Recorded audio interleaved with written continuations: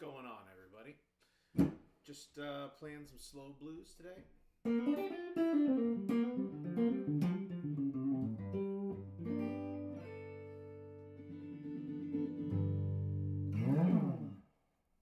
It's a sad, sad day because it's snowy and crappy outside here in just Toronto area, and I've got 0 people watching, so that's awesome. Well, maybe some people will find this after the live. Who knows? I'm kind of experimenting with these live streams, so people either jump on or not. That's cool. If you jump on while I'm on, ask a question, leave a comment. If you jump on while I'm off, ask a question, leave a comment, and I'll be sure to get to it. Let's talk about the kind of approach that I was taking over slow blues. In this case, it's a G blues. I'm playing a G. It's a G dominant 7 blues. So not major, not minor, but dominant. And the great thing about dominant 7 is that it opens up that world of possibility because it's sort of on the fence between major and minor tonalities. So you can really combine both major and minor tonalities in there. Do the B.B. King stuff, which is a lot of it's in kind of a major tonality. For example, that... Or...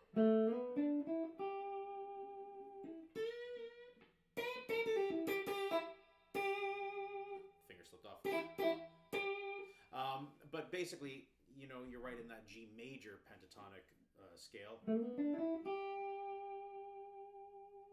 And the most important thing when it comes down to blues playing, especially slow blues playing, is feel. And feel is really a matter of, you know, a combination of techniques, but it's a solid grasp of vibrato and bending, hitting notes, you know, and not bending out of tune, not having a crazy vibrato. Let's take that one step at a time. So, you know, I have a very good friend of mine who's a great professional musician.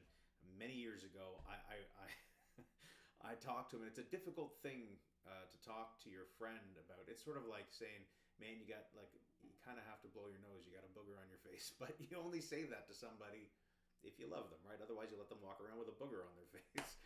So maybe that's not the best analogy. But I went to my buddy, and who shall remain nameless, although he may see this, and say, you know, your playing is awesome, your phrasing is great, but your vibrato is all over the place. Like, it sounds like a spring that's been sort of like those slinky springs that's been plunked, and it just goes boing, boing, boing, and it's just erratic, right? So here's an example of erratic vibrato. It's not smooth. Now you can have a fast vibrato like B.B. King, fast or slow like a Stevie Ray Vaughan. Well, like a Warren Hainsey.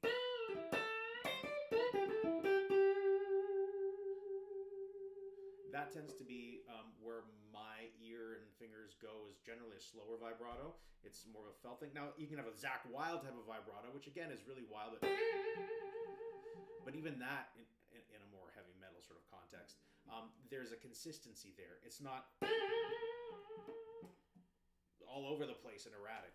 So you want it to be vocal, you know, much like a singer.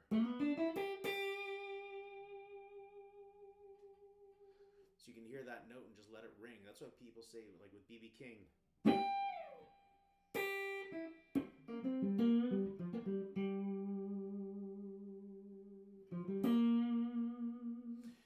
The big mistake that a lot of people make to, you know, when they're playing their vibrato is they think it's in the fingers, and it's not really in the fingers. It's more in the arm and the wrist. So what I'm doing often when it comes to vibrato,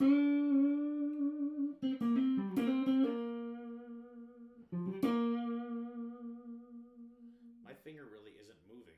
I'm kind of anchoring my finger in a fairly stiff state and bending off of this part, sort of like as a fulcrum of my hand, where my finger kind of meets my hand and my thumb, and it's if you can kind of see that, and it's that wrist thing and forearm thing. Now, there are times where I'm just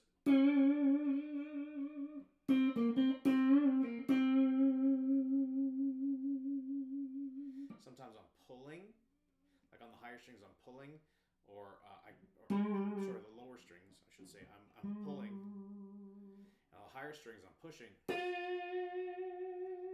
Now why am I pushing rather than pulling? You can on the second string, but on the first string, it'll come right off the neck, right? So, and sometimes depending on how wide your vibrato is, same thing will happen there.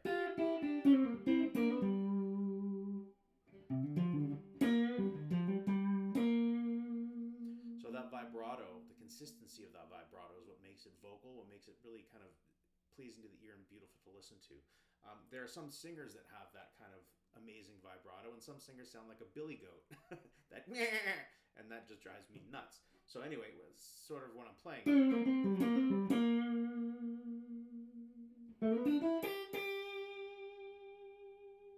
that consistency. It's not a yanking of the finger. It's really using your finger as an anchoring point and using your wrist and your forearm to make that sound. I almost imagine it like I'm shaking the guitar around the string, and my job is to keep the string kind of straight, but my guitar is kind of moving, kind of like that. So that's how I envision vibrato. Now bending is sort of the same thing. When you're playing and you're putting a vibrato on the end of it or not, you want to make sure you're not going sharp or flat. You want to make sure you're actually getting on the note, right? Now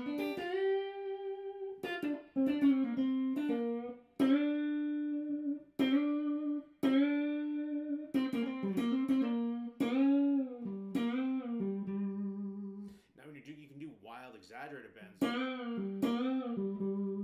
but you're always coming back. Now there are different guys that do that, like Albert Collins is one for doing those sort of crazy, more erratic, playful bends. But generally speaking, you don't...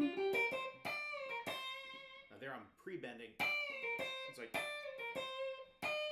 But if I went... It's a little bit sharp, a little bit flat. It's not quite the same thing. So when you're combining, in your phrasing, all those bends and vibratos, you're really making it sing. So again, here's an example. Over that slow blues.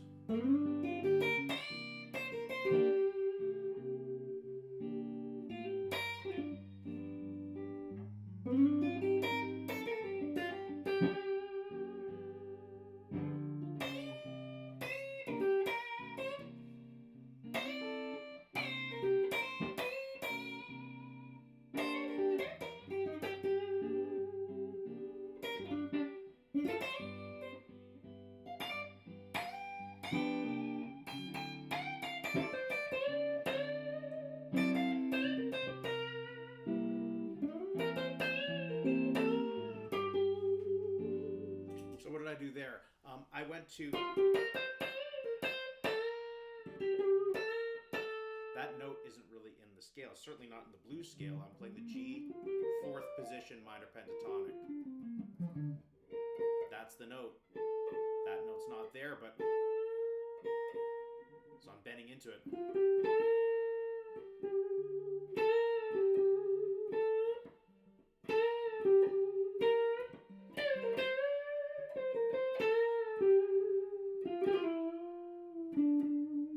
So you can manipulate notes and make it sound really kind of cool and elasticy, because really bending is not so important where you bend the note from. It's what you're bending into that's important, okay?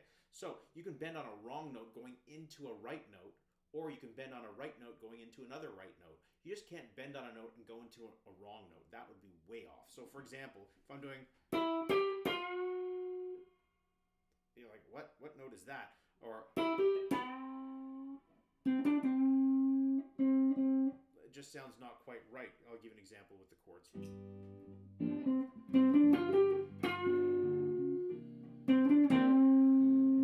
Like, oh, brutal, right? But if you're going...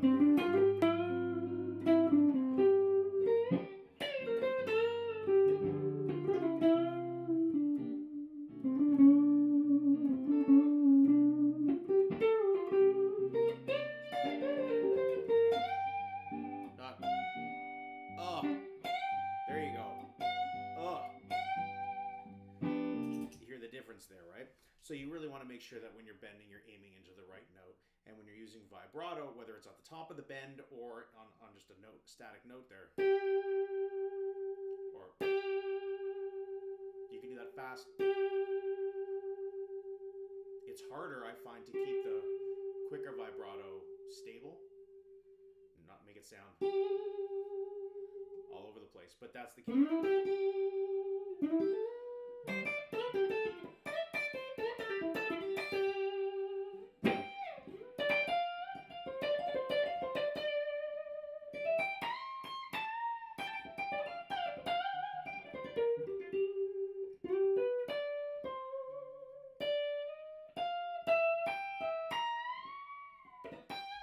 Alright, I went way out there.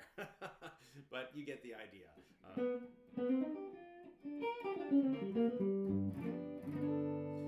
anyway, if you have any questions or comments, leave them down below. I'm trying to grow this channel. Please subscribe to the channel and let me know what you guys would like to hear and see. I'm going to start doing some actual breaking down of famous blues lines, licks of famous blues players. If you have any videos to suggest or anything like that, leave them in the comments down below. Join the school. I've joined a school, SKOOL.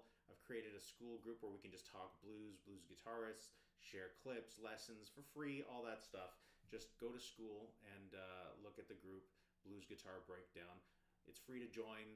There's free lessons on there. It's just a way for us to communicate and chat and keep the community going. That's all. Listen, I hope you guys enjoy this. This is a shirt that I designed. If you're interested, maybe I'll leave a link in the description to my Etsy store. And that's it. I wish you guys all the best. I hope you enjoy your Sunday or whatever day you're watching this. Talk to you soon.